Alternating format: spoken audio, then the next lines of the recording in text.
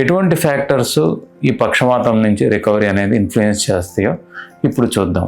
మామూలుగా తన పని తను చేసుకునే మనిషి సడన్గా మెదడులో రక్త ప్రసరణలో వచ్చే లోపం వల్ల చెయ్యి కాళ్ళు పొట్టు కోల్పోవటం, లేకపోతే మాట తత్తరపాటు రావటం, 1-2గా కనపడటం, నడుస్తుంటే తూలినట్టు ఉండే ఫీచర్స్ వస్తే దీన్నే మనం పక్షవాతం అని అంటాము. First factor time to treatment. అంటే మన పక్షవాతం వచ్చిన దగ్గర నుంచి దగ్గరలో ఉన్న హాస్పిటల్కి వెళ్ళి స్పెసిఫిక్ ట్రీట్మెంట్ తీసుకోవటం ద్వారా మనం ఈ పక్షవాతాన్ని చాలా మటుకి తగ్గించవచ్చు. కొన్ని రకాలైన పక్షవాతంలో మనం మొదటి 6 గంటల్లో, కొంతమంది ఎక్స్టెండెడ్ విండో 14 అవర్స్లో మనం ఇంజెక్షన్ ఇవ్వటం ద్వారా పక్షవాతాన్ని కంప్లీట్గా తగ్గించవచ్చు. రెండోది, మెదడులో పక్షవాతం రక్తాస్రావం వల్ల జరిగిందా లేకపోతే మెదడులో క్లాట్ వల్ల జరిగిందా అనే దాన్ని బట్టి కూడా మనకి ఇన్ఫ్లుయెన్స్ ఉంటుంది.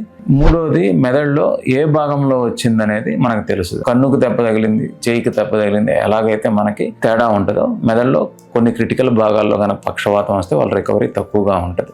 ఫైనల్లీ పోస్ట్ స్ట్రోక్ థెరపీ అంటే ఫిజియోథెరపీ, రీహాబిలిటేషన్ కూడా చాలా మటుకు ఇన్ఫ్లుయెన్స్ చేస్తాయి. కొంతమంది పేషెంట్స్ ఇనీషియల్ ట్రీట్మెంట్లో నడవకపోయినా proper therapy, post physiotherapy, rehabilitation ద్వారా వాళ్ళ పని వాళ్ళు చేసుకోగలుగుతారు. సో పక్షవాతం నుంచి రికవరీ అనేది టైప్ స్పెసిఫిక్, దాంతోపాటు ఎటువంటి ట్రీట్మెంట్ తీసుకున్నాం, టైంకి తీసుకున్నామా లేదా. సిమిలర్లీ పోస్ట్ స్ట్రోక్ ట్రీట్మెంట్ కూడా చాలా కీలకం. వాళ్ళ రికవరీ అనేది దీని మీద డిపెండ్ అయి ఉంటుంది. Thank you.